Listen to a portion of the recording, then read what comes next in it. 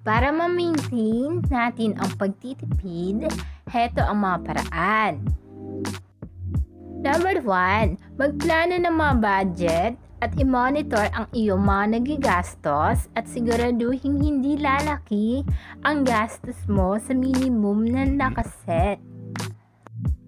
Number 2, iwasan ang pagbili ng mga hindi kailangan at pag-isipan ang mga dapat unahing bilhin bago ang iba pa.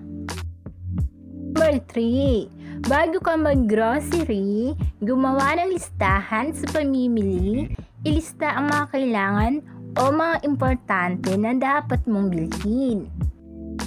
Number 4, maglaan ng pera para sa mga hindi inaasahan na mga gastusin para hindi mo na kailangan na umutang pa sa iba.